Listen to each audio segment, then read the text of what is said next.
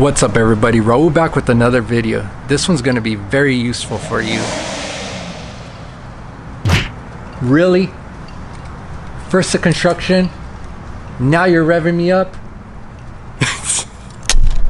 Effectively change how your seed grows. And now let me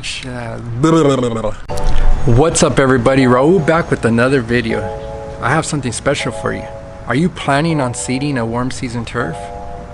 Are you wondering how to get it done without failing? Well, did you know weather can effectively change how the seed germinates? Stay tuned and I'll give you some tips.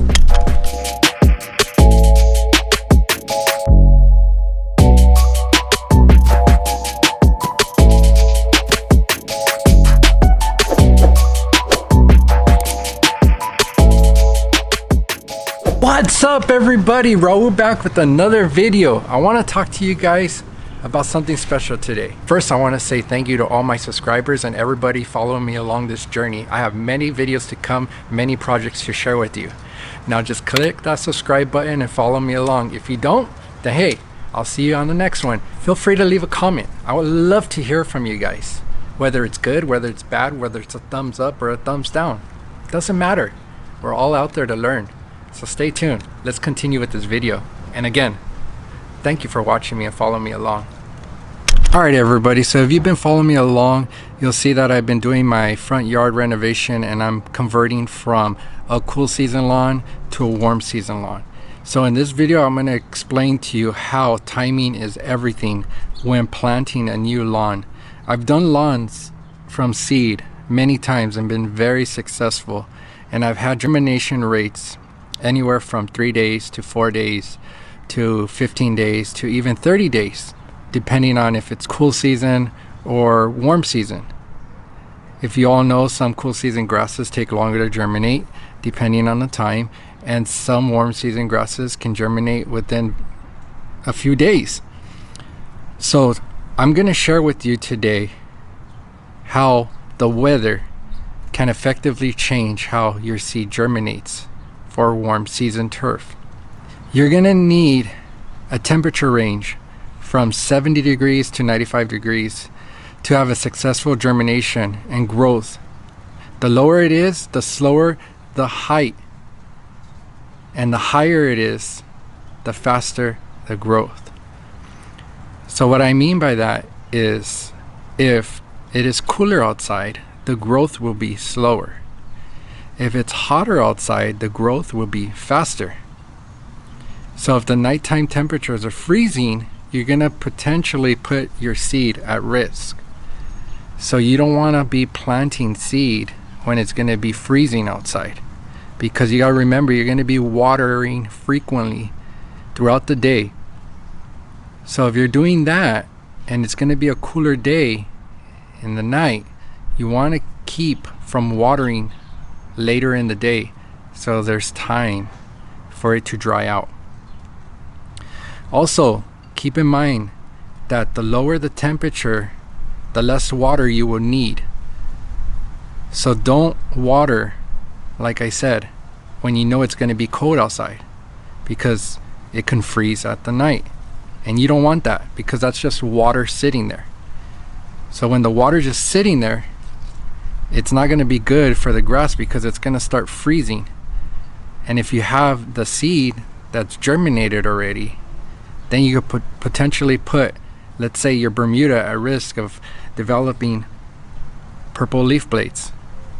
So that could be a weather issue or a low phosphorus issue. I addressed that in one of my videos. So keep that in mind. Also, the higher the temperatures, the more watering you will need. It's reverse of it being colder. So if it's hotter outside, you're going to have to water a lot more. You're going to have to keep the seed wet. You don't want to make puddles, you just want to keep it wet.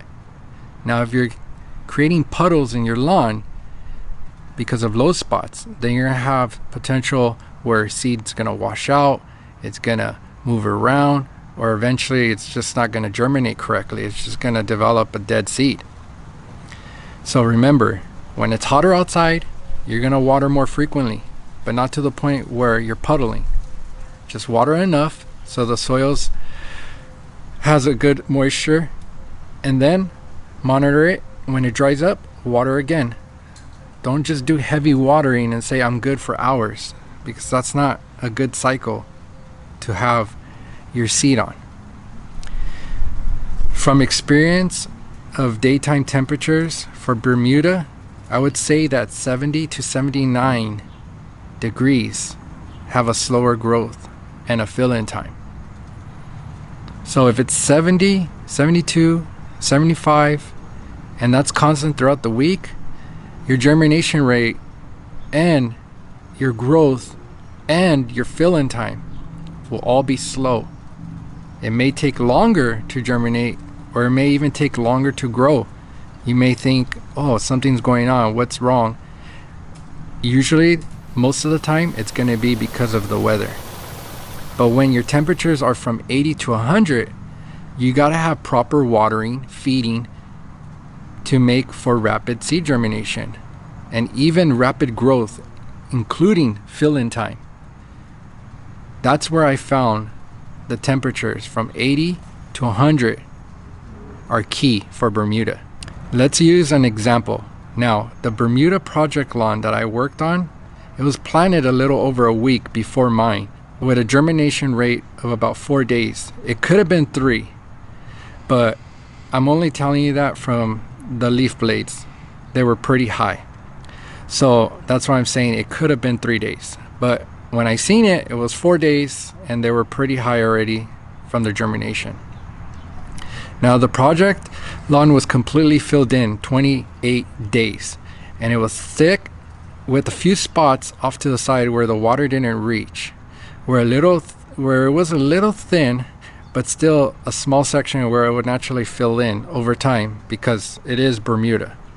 And that's where I'll show you here in the video how it's not quite filled in, and that is all due to the sprinkler system that was there. It didn't have full coverage, and plus the pergola that was also there was blocking some of the water stream.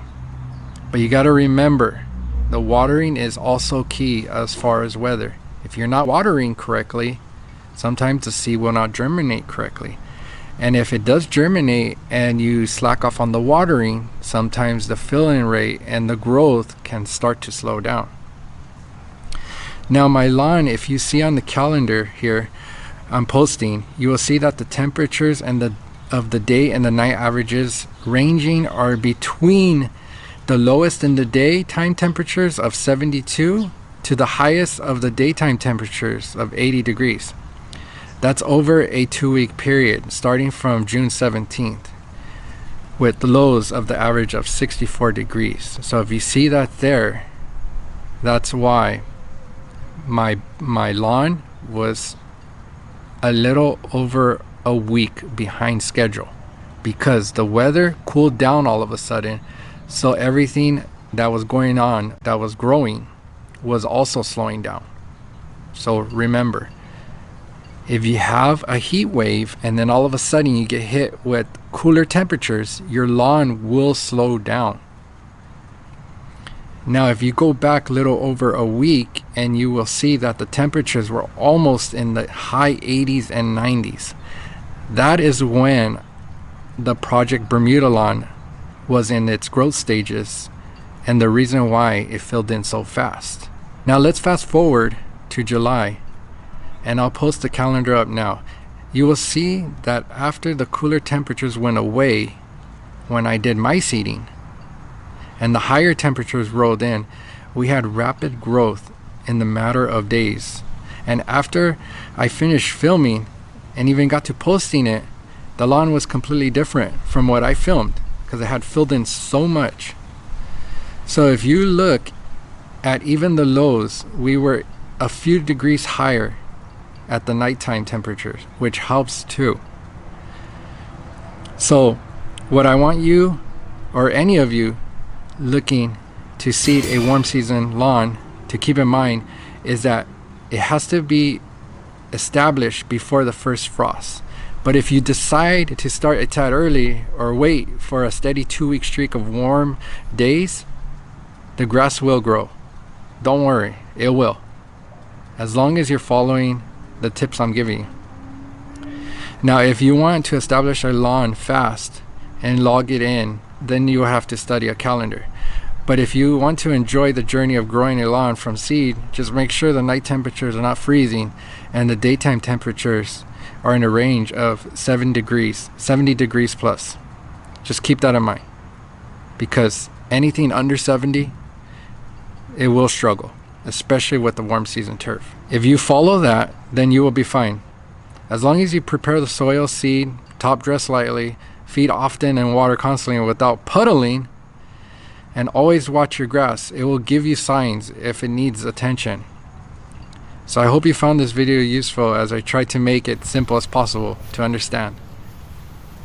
So if you're seeding a warm season turf, try to follow these steps and see if it made a difference for you. I guarantee it will. But like always, use this information at your own risk.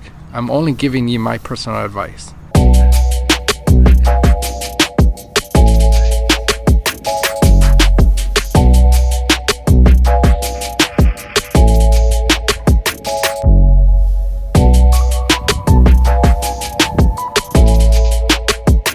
Now see, that wasn't too bad.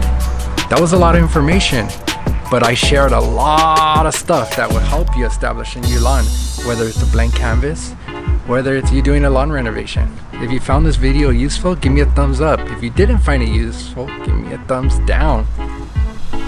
At the end of the day, it's on YouTube and you can watch it or you can click away. That's what it's there for. Just remember, keep mowing and growing, and I'll see you guys on the next one. Peace.